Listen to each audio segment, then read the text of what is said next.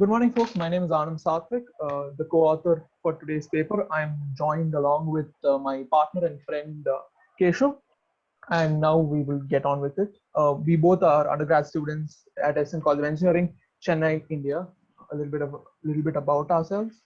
Now, I'd first like to get into the problem that we've attempted to solve here.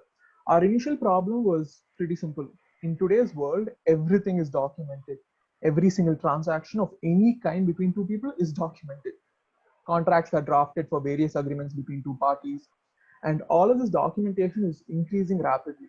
It's becoming increasingly harder for corporate staff and chiefs to review these contracts, which could range between 2 pages and well beyond hundreds of pages. To reduce the burden, a lot of these companies use existing summarization tools that extract key points of information, and they're all generalized, such as Text Summarizer by Fullbot and a bunch of other tools.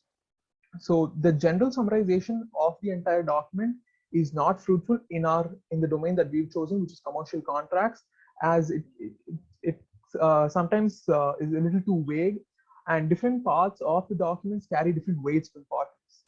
And thus, to overcome this, we kind of propose a solution that requires us to initially extract the topics that are of importance and summarize only those topics as requested by the end user. We're using existing systems and the approaches with the novelty centered around the domain-specific approach for commercial documents. The topics are made available to the user to choose initially. So while generating the summary, the models only take into consideration the topics requested and caters to the individuals. We've only used extractive summarization tools and abstained from abstractive techniques entirely due to the lack of a large enough label corpus for us to train a supervised model.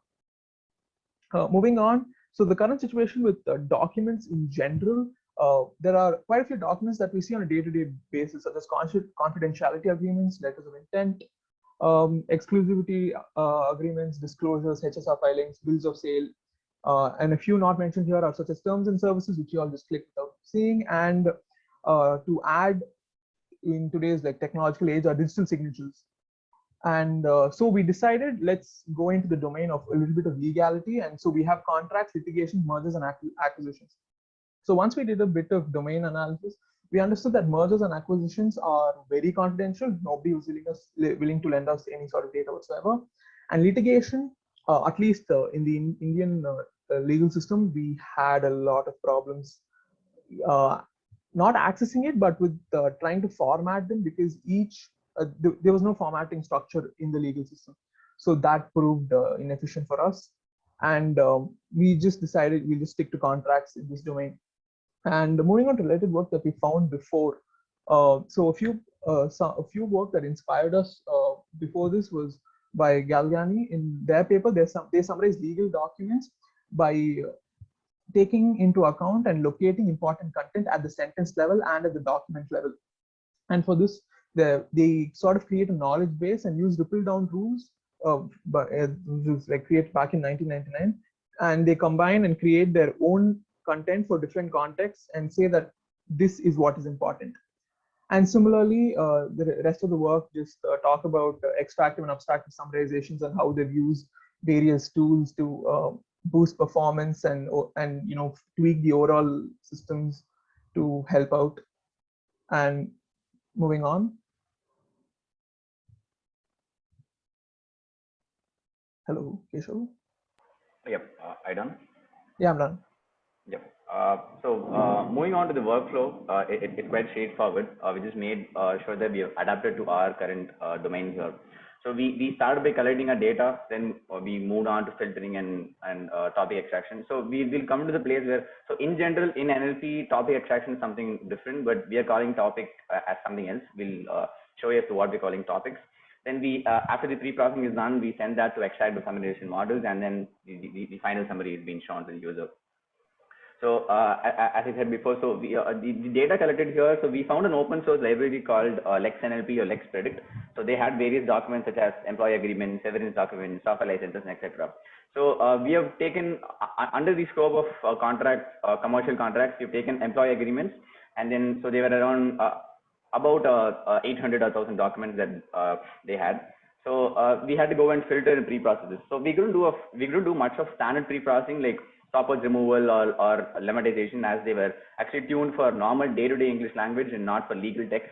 Usually they trained on Wikipedia data. So the main filtering we did was to remove the documents which were not appropriate. By not appropriate, I mean some had like empty forms or some documents with just amendments and stuff like that. So we had to remove those. So what we meant by topics is that basically we found that each and every document contained a topic or a heading basically associated with a paragraph. So this is what I mean by a topic. So each majority of documents we found were having like a topic sentence or a topic word associated with the paragraph.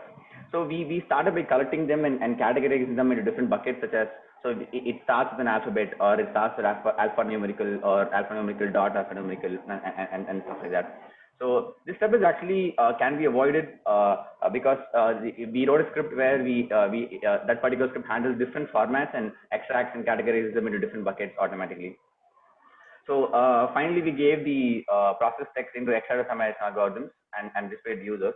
So one thing we are doing here is that, as Anna mentioned correctly, we aren't summarizing the entire text. So because just to maintain context, what we do is we ask the users to select as to what topics you want to be present in the summary. So this is why we are extracting the topics and giving it to them. So we've tried our hands on 5 different extractive summarization algorithms. So just to explain briefly what's going on.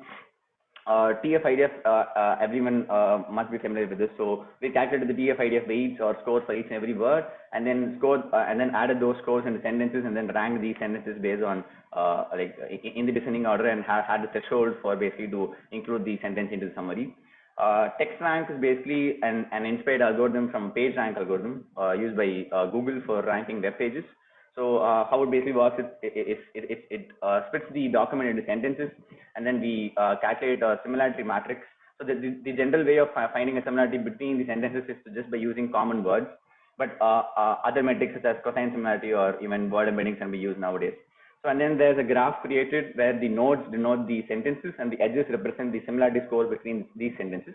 So finally, for calculating the ranks for each and every sentence, we go for page ranking, which iteratively calculates the score till the convergence takes place.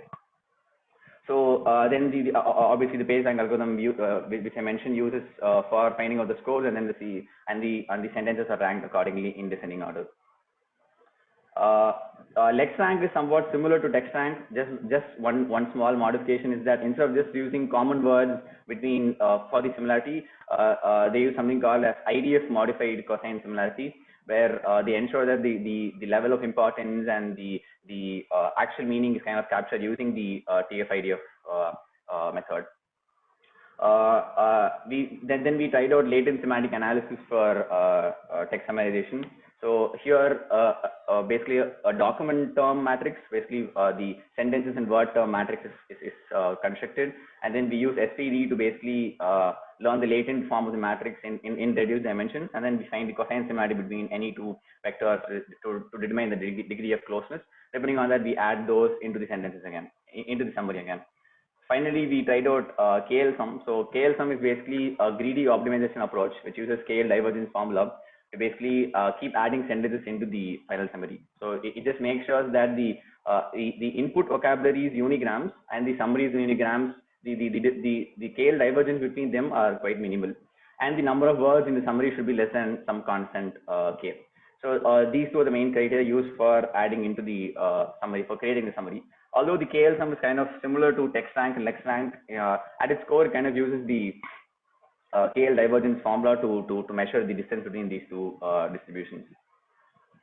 So we use So we use Rouge for our evaluation metrics. So it basically calculates the people call it Rouge N. So it basically calculates the number of N grams, or it can also be the longest form and subsequence, to basically compare the actual summary with the human written summary. So moving on to the results. Oh, okay. Anand, do you want to explain the UI? Yeah, sure. So just to make it a little easy on all of us and on all of our eyes, we just made a small UI where we give the option of picking out which algorithm they want. And so once you actually give in the input data, as of now, it's just plain copy paste text, but we can obviously have file uploads and all of that. So once they given the data, we extract the topics or headings that, as Keshav had mentioned before. And once that's done, the next page we dynamically show them the topics that we've extracted, and we request them, like, now you pick which ones you would like, because on a day-to-day basis, not everyone wants to read the whole thing or see a summary of the whole thing. They just like bits and pieces that they perhaps wish to recollect, etc. So, and now after which they can just pick whichever algorithm they want. It's automatically pre-selected to LSA because that's where we found the best output. But in certain situations, if the person feels that they are inept to choose another one, we've given them the option as well. And then a little bit of summary level where the slider automatically converts the percentage of about 70% divided by the threshold and just gives you the summary at the end.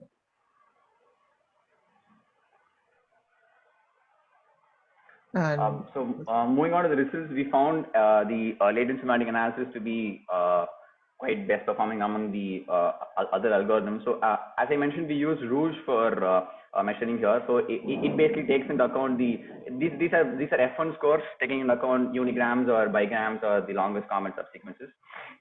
So what happened here was we took a very small test case where we asked our legal friend to help out with writing human written summaries for each and every paragraph. So we compared that and we took an average, and these are results, and LSA performed to be the turned out to be the best.